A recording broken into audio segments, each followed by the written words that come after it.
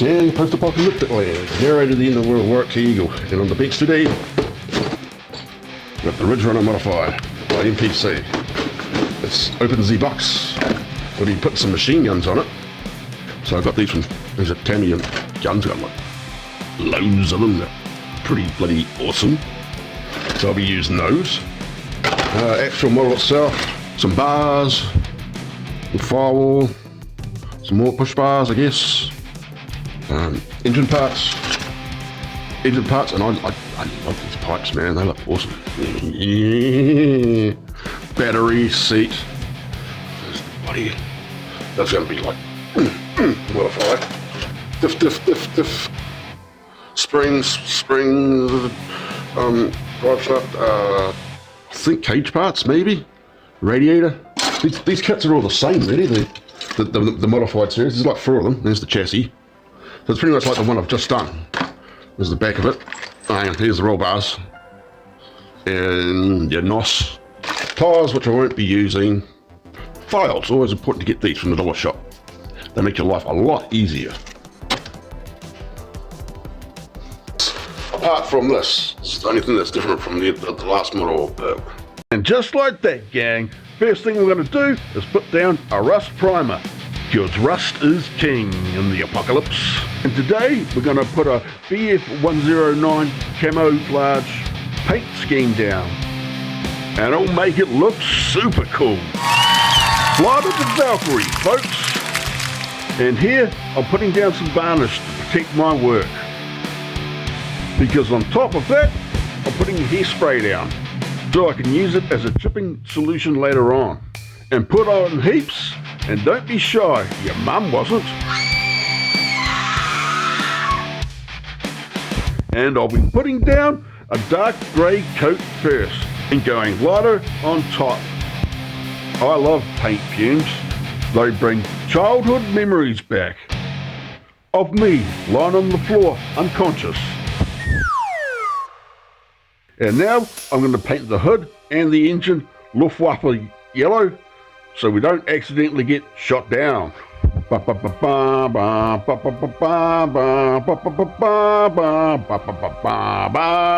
Next, we bring out Old Glory and start to chip off paint. It wasn't quite going as fast as I wanted it to go, so I brought out a sand stick, and that worked way better. And all the coats I'm doing today are off-brand Tamiya products.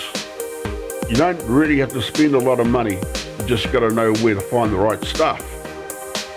This is pearl white with a tiny bit of sky blue mixed together for the overcoat.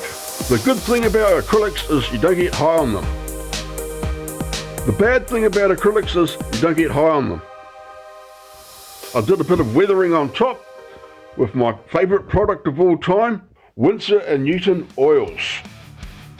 They are fantastic for making oil washes and weathering streaks. And I use them to paint my figures as well. Onto what I call the Luftwaffe birdie camouflage, which kind of look like a bunch of boomerangs. If you want to know how to do oil washes, it's really simple. What I use is 1 part Winsor & Newton dark brown, dark grey, dark blue, sometimes even dark purple. 1 part that to 10 parts Tamiya enamel thinner. And all you got to do is just mix it really well. And the stuff, man, will do magic for you. Also, if you want to check out the other modifieds in this series, please look at my playlist, because I've done all 4. I'll also be doing revamped videos of the other 3 in this series as well, from older videos. So stay tuned to this channel if you want to see more of them. Your Uncle Wazza will see you right, kids.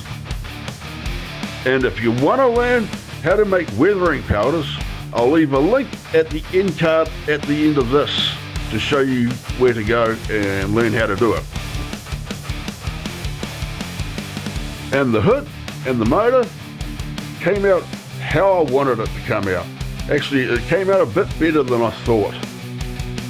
And now we put down matte clear coat to protect our work, because we always want to protect our work. And now to destroy little Timmy's toy truck from the orphanage, so we can steal the wheels off of it.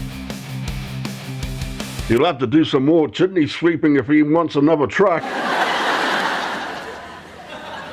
But in the wasteland, a man's got to do what a man's got to do. Only the strong survive. I think I might have to go get a hammer to whack this thing off. What a complete bastard this thing is. Finally, after a whole lot of effort, I got it out. Now we can get on to the final assembly.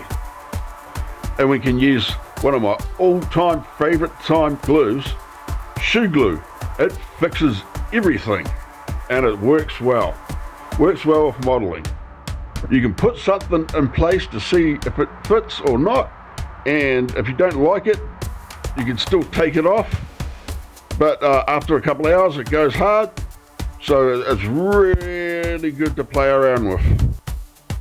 We're getting along well with getting that diff and drive shaft into place and mangling up a few things on the way. I had to make up another drive shaft because I lost the other one somehow, but that was an easy fix. I just got my lighter out and bent some plastic till I had a bar long enough for the drive shaft. Now to attach the steering system, I'm surprised it didn't break on me, because every time I put one in, it breaks on me. It's these bloody monkey fingers. And folks, if you like what you see, hit like and smash that subscribe button. It would mean a lot to us here at Post-Apocalyptic Modeling. And if you wonder what colour I use for rust, I just use plain orange from Rust-Oleum. It's good rust. And there goes the battery into place.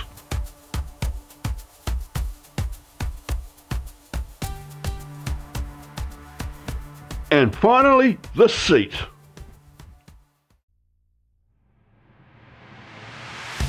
And a look over before we put everything together.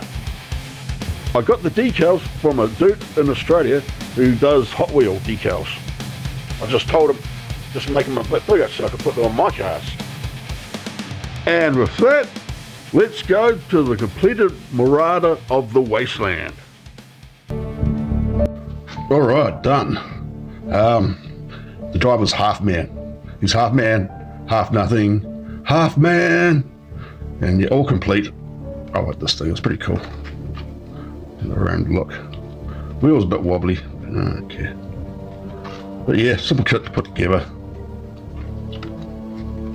I'll show you the inside. That's the inside. And the bottom part. Here's half man, he's falling out. Oh no. The engine. I didn't do too much detailing, not as much as I usually do, but I'm happy with that. This half man, if you can see him, see his face. Blah. I had to take his legs off, otherwise it just doesn't fit. So yeah, cool bananas. Put that back on, and put that back on. Sweet, alright. Now to the slideshow.